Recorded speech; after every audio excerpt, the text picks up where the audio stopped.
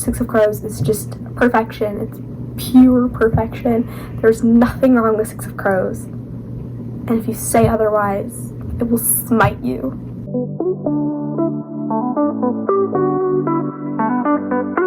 Hello? Welcome back. God, it's been so long. It's been, the last video went up in October, I think. Right, so it's been eight months. Yeah.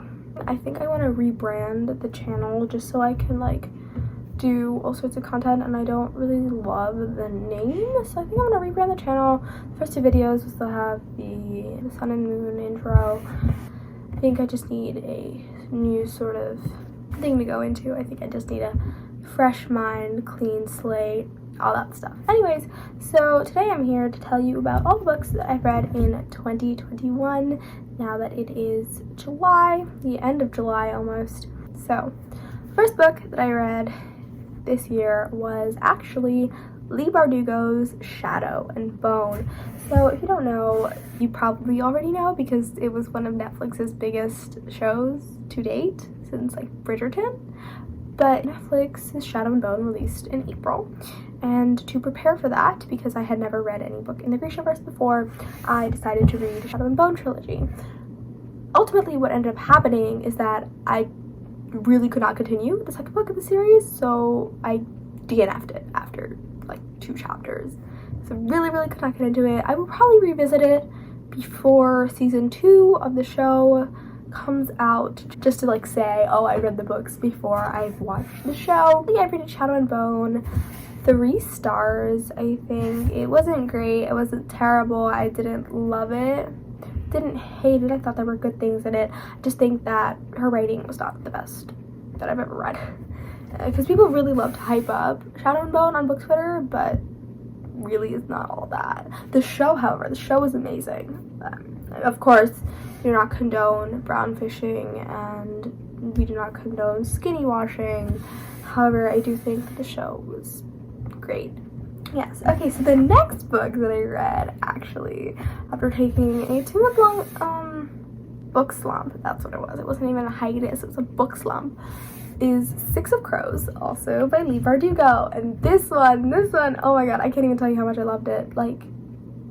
I loved it so much. Six of Crows is just perfection. It's pure perfection. There's nothing wrong with Six of Crows. And if you say otherwise, it will smite you. For legal reasons, that is a joke, but I finished it at 12:47 a.m. I think in the morning, and that was literally my Goodreads review. It was dude, it is 12:47 a.m. and I am in pain. What just happened? I don't know. So then, after I read Six of Crows, my children, Kaz and Ash, I love them, I read Down Comes the Night by Allison Saft. Down Comes the Night literally blew me to pieces. The first 8 chapters are so slow, and it's really not it. You're okay, this writing is clunky, I don't know where we're going, I really want to DNF it, I don't, really see the whole point. And then you get to chapter 8, and then from chapter 8 to the end, you are what the fuck is going on? Down Comes the Night.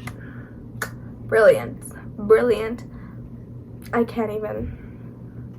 I think I rated it 4 stars on Goodreads, even though I loved it. And I read Chains by Lori Halse Anderson, which I have lots of opinions about, because I don't particularly like that it's a white woman writing about slavery, the American Revolution. I really didn't like it. Also, her writing style was really not for me. I think that the plot was lacking. There was really no plot. But it is a upper middle grade, so that does make a whole lot of sense. Then I read Crooked Kingdom. I can't even say it. Crooked Kingdom. That's what I read by Miss Leigh Bardugo. And I kid you not, this book destroyed me even more than Six of Crows did. God, that ending! Chapter 40! The ending was satisfying. I understand why things happen to the characters that they happen to, but it shambled. crying. Tears. I'm not over that. I'm literally still not over that. 5 stars, both of the books. Perfection. There's nothing wrong with Six of Crows. Also, I love the crows in the show. Freddie Carter has been a favorite actor of mine since I started watching Free Reign when it came out. So I watched Free Reign the first week it came out on Netflix, and I loved Pin. So I've been keeping up with that show. I've watched all of the specials, I've watched the movies, I've watched all of the episodes in the series. I have 2 novelizations of the show on my bookshelf. I do own them. Really just the biggest Free Reign fan, and everyone has been calling it Freddie Carter's horse show. And I actually found out about the Shadow and Bone show through Freddie Carter's Instagram. Once I had finished season 3 of Free Reign, I got Instagram and I decided to look him up, and I found out about Six of Crows and Shadow and Bone, and that's why I actually read the series. So that was my little rant about Free Reign. But Freddie Carter, love him. Amita Suman, I just, she's my queen. She's my goddess. I bow down to her. Thank you. Thank you for all that you are doing. I love you. Thank you. Also, Kit Young, I love you too. I'm so excited for the School for Good and Evil movie, even though I didn't love the book. So excited for the movie. The cast is just spectacular. I love Michelle Yeoh. I love Kerry Washington. Sophia Wiley. Oh my god. Oh my god. Sophia and Caruso. That casting department, they did everything right. They were like, you know what, we're gonna get everyone we can. Charlize Theron. The next book that I read is Our Violent Ends by Chloe Gong. I was so lucky to get an arc from Edelweiss Plus, and oh my god. Oh my god. I can't even. I don't even know how to explain what I feel about these violent ends. And I can't even say anything because everything would be a spoiler. So I'm just gonna say that I loved it. It is 100% a 5-star. For me, I loved both books. I think that they're brilliant, and I'm so excited for Foul Lady Fortune in 2022. So then I read A Sky Beyond the Storm by Seba Tahir. The thing with A Sky Beyond the Storm is that the beginning was absolutely great. I loved it. I was vibing with it. And then Elias starts talking about the stupid trees and walking. And I'm like, Elias, can you shut up? I just want to go to Helene. Listen, I know this is brown on brown crime, okay? I'm aware of that. However, I literally could not care for either Laya or Elias this book. Actually, Laya I still cared about until like the end. I was just not vibing with either of them for this book. I don't know. I loved them. I loved them in book 1 and 2 and 3. And the way that Helene was treated. This is a crime. This is a war crime. There was a Seba Tahir. Why? Why? I need to know why Helene had to go through that, because that is not sane. Anyways, then I read Warcross by Murray Liu. This is the first Murray Liu book I have ever read, and I was surprised. I was pleasantly surprised. I loved it. I thought it was remarkable. Definitely amazing. It was something new that I'd never read before, and I loved seeing Emika and Hideo work together. And that ending, once again, you're like, Hideo Tanaka, what did you do? What did you do? He did some bad shit. That's what he did. Anyways, that was a solid 4.5 stars. After that, I read Truly Devious by Maureen Johnson, and holy hell, I kid you not, this book is amazing. Amazing. Okay, listen, it's a murder mystery that is told in dual timelines. There is the 1936 timeline and the present day, which is 2016, I think, timeline. You get introduced to the mystery in Truly Devious, and nothing is solved. Absolutely nothing is solved by the end. This book is just no plot, just vibes, and that is valid. Love that for that book. Then I read The Graces by Laura Eve. I hate Twilight. That book series is the bane of my existence. I truly despise Twilight. And the reason that I despise Twilight is because I love vampires. I think vampires are amazing. If you ask me vampires or witches, I will pick vampires because I just find them incredibly fascinating. And it's not because they're hot, and it's not because the reasons why a teenager would be attracted to vampires. No. It's It's not because of Edward Cullen, who is a literal stalker and watches Miss Bella while she sleeps. Okay, I don't like Bella either, but I truly despise Edward and Jacob. So just do not like the book. Don't like Stephanie Meyer. It was ridiculous she did, taking lore from an indigenous tribe and twisting it to use for her Mormon book. I think that's ridiculous. I think that's stupid. I truly despise Twilight. And this book started off so Twilighty. Our protagonist, River, literally says, "But I'm not like other girls." Like, in the book. It's in the book. She's not like other girls. I'm like, "River, thank you. I will punch your face in. Die. Thank you." And she's like obsessed with this one guy named Benjamin Grace. And I was like, "River, please stop. Stop. Stop. Stop. Stop. Stop. Stop. Thank you." But at the middle point of this book, and by the end, I was like, holy shit, what just happened? Because this book just went from being a 0-star to a 5-star. Because holy shit, what happened at the end of that book? I don't even know. I'm reading the second book right now, but I don't even, what? So definitely, if you don't mind sitting through a really slow and annoying and terrible beginning just to read the end, you have to read The Graces. Then I read A Good Girl's Guide to Murder by Holly Jackson. And literally, I'm starting all of these, but oh my god, I love this book. I think this book is incredible. 5 stars, definitely. And I feel like stars are so superficial, but it's everything. This book is everything to me. I wanted a good thriller. I wanted a good thriller mystery, and A Good Girl's Guide provided it to me. And the fact that it has an Asian love interest, a South Asian love interest. Don't love how his name is Ravi. I'm Indian. There are other Indian names other than Ravi. Pick another one, please. There's too many Ravis. Ravi is too common. Not that I don't like it, I just think that it's annoying that white people think that's the only Indian name that there is. It's not. Please, just pick another one. There's Arav, not that hard. Or like Amrit, or I don't know, Veer. Veer is so common, just use Veer. I know 2 Veer Shahs. 2. They're both named Veer Shah. Just pick Veer. Okay, better than Ravi. Anyways, I got distracted. The next book that I read is Arusha and the City of Gold. I love Rashi Chakshi. She is my favorite author. I mean, other than Chloe Gong, who I love very much too. But Roshni Chokshi is the first time that I ever saw myself in an author, because she is a half Filipina, half Gujarati American author writing about South Asian characters and writing about them because they love who they are. Arusha, all of them really helped me see that. And specifically for Arusha and the City of Gold, like, so much angst, so much relationship angst.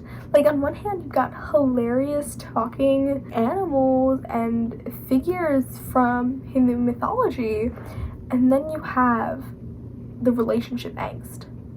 And I'm like, this book is perfect. And there are people who didn't like it, because they were like, oh, we was waiting for Aru and Aiden to get together, but they haven't gotten together, they've just been arguing the whole time. Dude, do you really want characters to get together more than you want relationship angst? I don't know how I can trust you. Relationship angst is the pinnacle of romance. Are you kidding me? Literally, I don't even know how I can talk to her. I'm just, Aru and Aiden are being so angsty. And then there's Rudy, my son, my child, who's so funny because he's so stuck up and he's so obsessed with himself. But then by the end, my girl Minnie Yamini Mercado Lopez. Do you know who else is in Mercado Lopez? Enrique Mercado Lopez. And Minnie basically confirmed in this book that her great grandparents are Enrique and Sophia. And I'm like, yes. Finally, we've seen a bi character who has been in a relationship with a guy and a girl, but he decides to end up with a girl, and he's still bi. I love Enrique and Sophia so much. And I love Arsha and the City of Gold. Next, I read Counting Down With You by Tashi Bayan. This is the perfect contemporary for me as a South Asian girl. I mean, South Asian person, technically. Use laser pronouns, but so this is a perfect book for me because I needed a book where the main plot isn't romance. The main plot is her standing up to her parents and telling them, no, I want to be an English major. It's something that's so personal to me. Like, my parents aren't really all that, like, no, you have to be a doctor or a lawyer or something like that. They do want what's best for me. They do want me to have a career in STEM, but they're not really all that terrified by the idea that I will also be a writer. So, however, they are incredibly homophobic. And so, for this book to end with Karina having stood up to her parents, but also not all of her problems with her parents are solved and they're not better people, is so true. And I love that that book ends like that. And I've seen complaints about the book saying that her parents did not grow as people, so they're still really mean and they're still terrible. But like, that's truth for a lot of us South Asian kids growing up. We really don't have that freedom to sort of express ourselves without fear of disappointing our parents. I think that Tashi has done an incredibly wonderful job doing that. She deserves all the awards. Give all the awards to Tashi. I'm so excited for a show for 2, which is based on when Tom Holland went to Tashi's school when Tashi was a senior at the Bronx School of Science. Like, Tom Holland, the Tom Holland. Because he was researching for Spider-Man, right? I think that that's so cool. Like, Gen Z authors. This is my Gen Z author shelf. This is the bestie squad. This is Zoe Hanamakuda's Cure Breakers. These Violent Delights by Chloe Gong and Counting Down With You by Tashi Punyan. They're all really good friends, and so they deserve to be featured on my shelves. Yeah. Then I read Ace of Spades by Farida Abike Iyimide, and this book is like nothing you've read before. It's incredible. It's impeccable. And I think that the comps of Gossip Girl meets Get Out are so perfect. They're amazing. They're everything. They're exactly what this book is. But it's so much more than that too. I thought that the reveal was so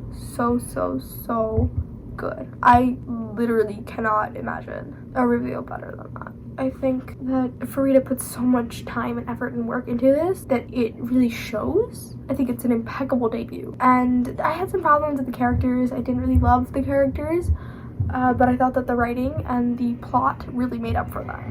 I think that sometimes, you know, you don't really love the characters, but the plot makes up for it, really. Then I read The Vanishing Stair by Maureen Johnson and A Hand on the Wall by Maureen Johnson. So the end of The Vanishing Stair is crazy, ridiculous. I literally texted my friends at like 2 a.m. in the morning, like, I just finished The Vanishing Stair and what the fuck just happened? I don't know what's going on. Please help me. Please tell me what's going on, because I'm so confused, and also I'm like shell shook. In Truly Devious, nothing is really solved, but in The Vanishing Stair, we start to solve everything. So Stevie starts to realize who committed the crime, who stole Iris and Alice Ellingham from Ellingham Academy in 1936, and starts to put together all of the pieces as to who has been killing in the past at her school and who has been killing in the present. Of course, lots of drama is ensued because, you know, she has this guy who she likes, but she doesn't like because he's a dick and he's annoying and he's terrible and we hate him. I truly do not like him. I truly devious, truly do not like David. Thank you.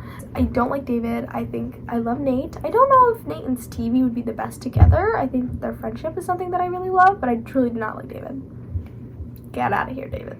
And he's canonically white, but I saw some fan art of him being Arab, and I was like, I simp for Arab David. Do not simp for white David. But he is white. If he was Arab, I think I would like him a little bit more.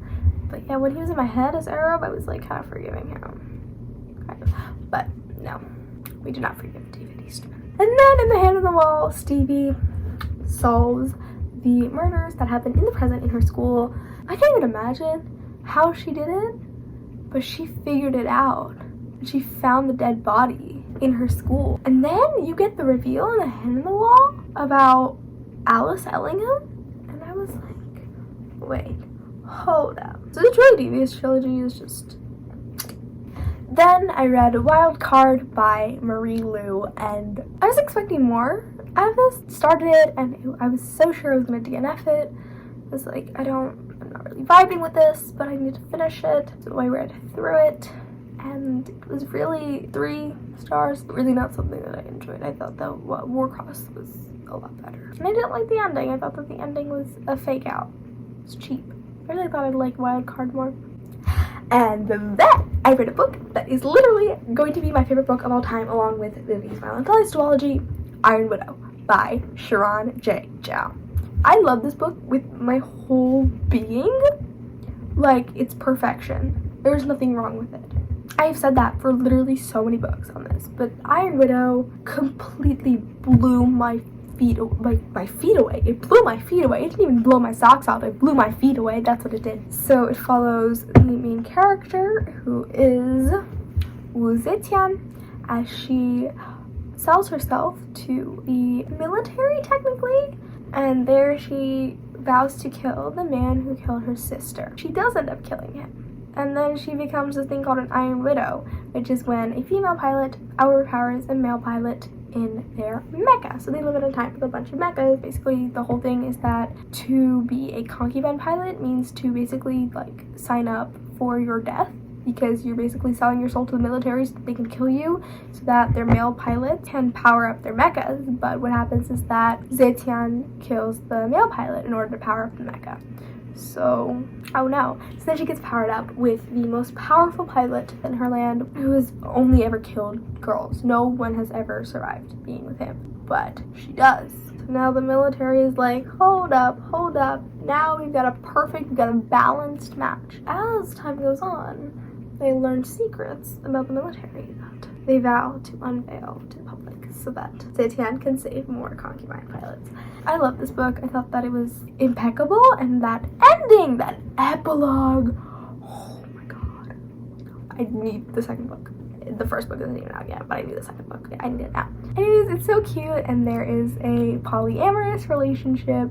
There's a love triangle that ends in a polyamorous relationship, and I loved all 3 of the people. I love Wu Zetian, I love Gao Yiji, and I love Li Shimin. It's such a wonderful book. The vibes are very fantasy, but the writing is incredibly modern because it takes place in the future. And then finally, I read Good Girl, Bad Blood by Holly Jackson, and this book has scarred me for forever. There's a bunch of reveals, and people die, and people almost die.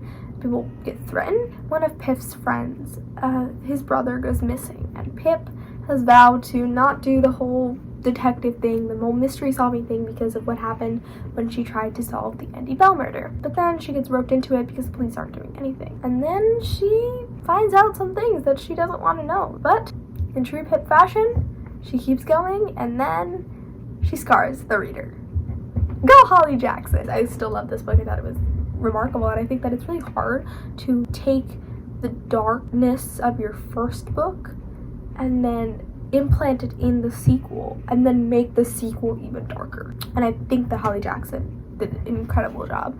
And we still have our South Asian love interest. You see a lot of characters from the first book come back, and you learn secrets about them that you didn't know. I love the cover too. The cover art for both A Good Girl's Guide to Murder and Good Girl Bad Blood is, for the US editions, is so good. Like, it's pictures, but it's so good. That is the end of this video. I am sorry to have been gone so long. I am rebranding. Bye. Thank you for watching if you sat through this whole thing. And I hope to record and post videos more often because I want to do this again. This is V, signing off. Have a great day. Drink some water and read a book or something.